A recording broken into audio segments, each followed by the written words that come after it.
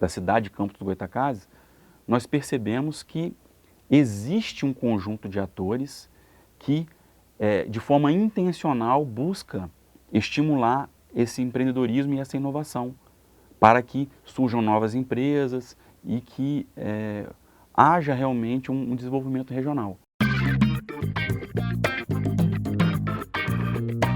O momento de crise que a gente ainda vive no Brasil, o que nós vemos em muitos casos é que até a própria universidade, na minha visão, ela forma um profissional muito mais para ser empregado do que, por exemplo, para montar uma empresa.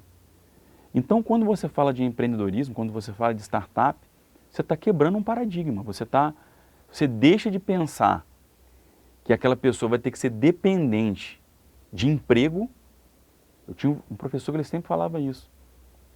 Trabalho sempre vai existir, emprego talvez não. Então você muda o paradigma, você deixa de pensar em procurar um emprego e passa a gerar emprego. Então é uma mudança brutal de paradigma e que isso faz muito efeito para uma sociedade, principalmente quando as pessoas passam a enxergar isso como uma alternativa. Então vamos pensar no governo. Nós temos o governo municipal, o governo estadual, o governo federal, a partir de leis e de outros incentivos.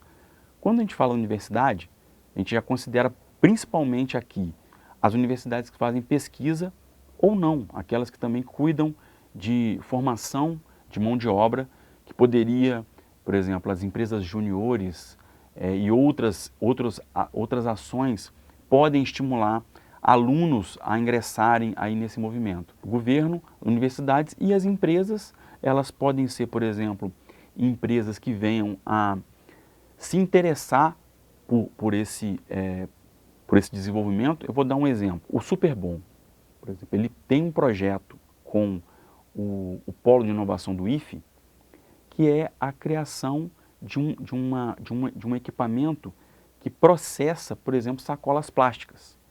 Você recicla e já cria ali um subproduto que pode ser reutilizado. A ciência e a tecnologia é a fonte de conhecimento para a geração da inovação.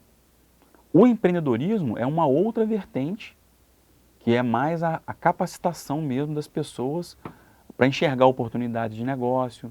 Então ela não tem muito a ver com a tecnologia em si. Mas, se você for pensar, por exemplo, a criação de uma startup, você vai ter normalmente esse conjunto de capacitações, conjunto de habilidades relacionadas tanto ao mundo empresarial, ao empreendedorismo, mas também à questão tecnológica. Porque a tecnologia, ela não é estanque na sociedade. Você precisa de ter pessoas. A gente vê um problema hoje, por exemplo, do Brasil ser um país em desenvolvimento, e a gente não tem um nível, por exemplo, tecnológico que os países de primeiro mundo têm. Então, como é que nós vamos integrar essas pessoas? A gente fala hoje, por exemplo, de indústria 4.0, a gente fala hoje sobre internet das coisas. Como que as pessoas vão passar a fazer parte desse novo mundo? Por exemplo, de uma empresa incubada na Tec Campus, que é a Rovex Sistemas de Automação, que eles criaram robôs que fazem inspeção em tubos, em tubulações, e ele incubou essa ideia na Tec Campus, criou um negócio e ele recebeu financiamento tanto do Polo de Inovação do IFE, que é uma unidade Embrapi, e quanto do Fundecam, que é o Fundo de Desenvolvimento de Campos, a partir da Prefeitura Municipal de Campos do Goytacazes. E aí, a gente, por exemplo, hoje tem a incubadora, mas já existe projeto de parque tecnológico, que ainda não deslanchou, mas já existe. A gente tem ideia, por exemplo, de atrair para cá aceleradoras. A aceleradora, ela é uma organização que já vai pegar uma startup num estágio um pouco mais avançado e vai injetar, como o próprio nome diz, vai injetar recurso financeiro para que o negócio realmente passe realmente a crescer de tamanho.